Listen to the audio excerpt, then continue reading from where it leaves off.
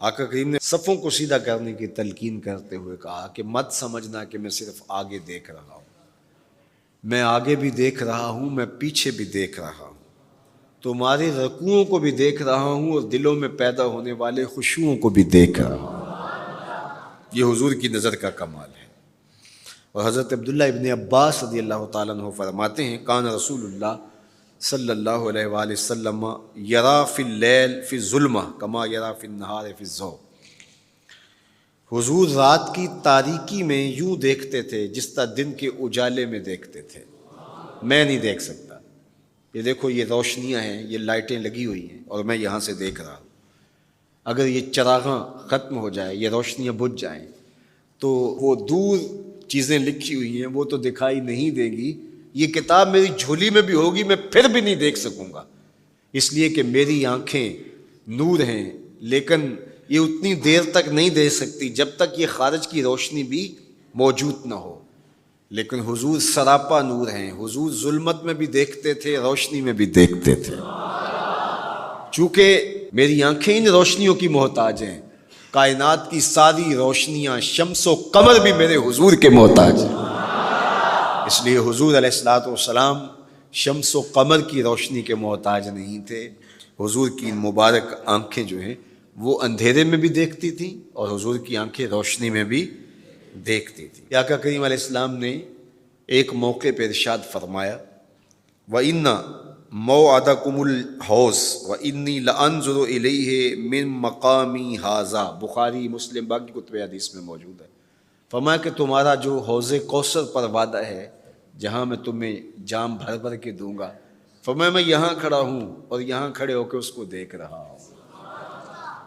حضور یہاں کھڑے ہیں اور وہاں دیکھ رہے ہیں۔ ایک دن حضور صلاۃ الاستسقاء پڑھا رہے تھے، جب بارش نہ ہو رہی ہو تو اس کی جو نماز پڑھائی جاتی ہے اللہ کے حضور دعا کرنے کے لیے تو اس کو صلاۃ الاستسقاء کہا جاتا ہے۔ ام المومنین سیدہ عائشہ رضی اللہ تعالیٰ عنہا سے مروی ہے۔ تو نماز پڑھاتے پڑھاتے حضور نے ہاتھ آگے کیا پھر پیچھے کھینچ لیا، تو عمومی طور پہ ایسا نہیں ہوتا۔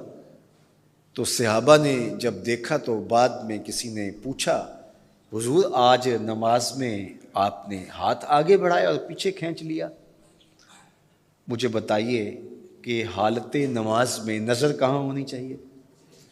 جائے سجدہ پہ ہونی چاہیے نا، لیکن صحابہ حضور کو دیکھ رہے ہیں۔ اللہ اکبر۔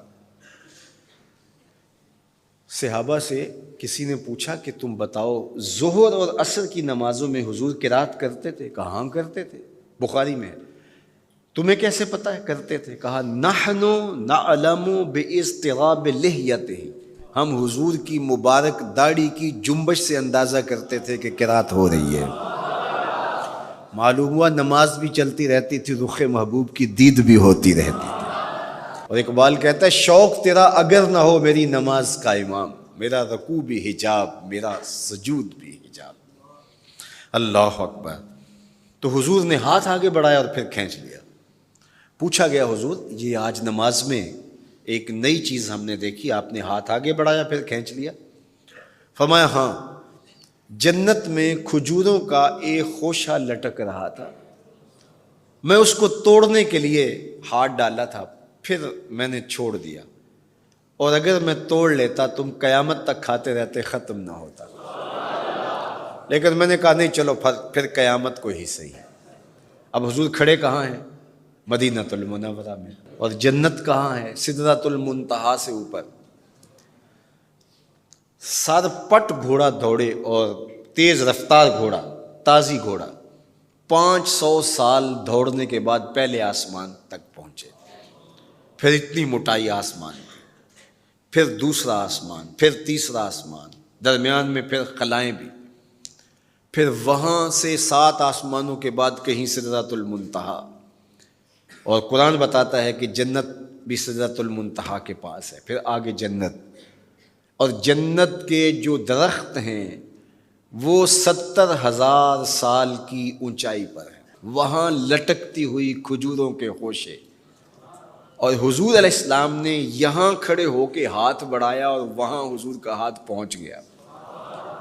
یہ ہاتھ کے پہنچنے کی منتہا نہیں ہے، ضرورت یہاں تک کی تھی لہٰذا یہاں تک پہنچا، اگر ضرورت اس سے آگے کی ہوتی تو آگے بھی پہنچ جاتا.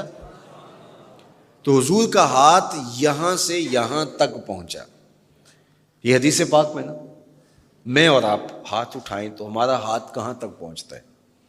5 فٹ قد ہے تو 3 فٹ اوپر ہاتھ پہنچ جائے گا، تو ہمارا ہاتھ 8 فٹ تک پہنچے گا، زمین سے 8 فٹ تک. چلو کسی کا 9 فٹ تک پہنچے گا، کوئی چھلانگ لگا کے اچھل کے اوپر لے جائے گا تو 10 فٹ تک پہنچ جائے گا.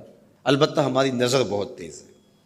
ہماری نظر پہلے آسمان کے ٹمٹماتے ہوئے ستارے دیکھتی، دوسرے آسمان کے ستارے بھی دکھائی دیتی، تیسرے آسمان کے ستارے، چاند سورج میں دکھائی دیتا ہے.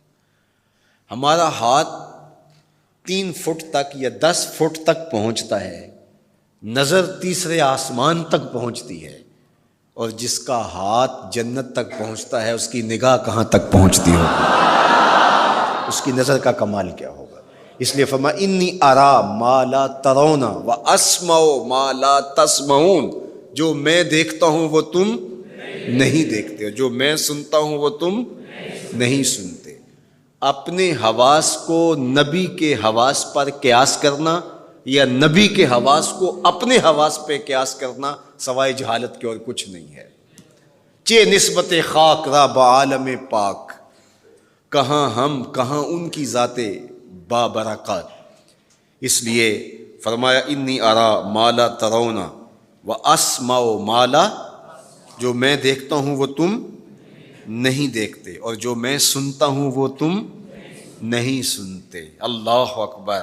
ہماری آنکھیں تو چمکتے ہوئے سورج کو دوپہر کے وقت نہ دیکھ پائیں، چندھیا جائیں، آنکھوں میں پانی اترنے لگے، اور محبوب کی آنکھیں بے حجاب دیدار رب کریں. اور قرآن کہے ما زاغ البصر وما، آنکھ چندھیائی بھی نہیں اور حد ادب سے تجاوز بھی نہیں کیا.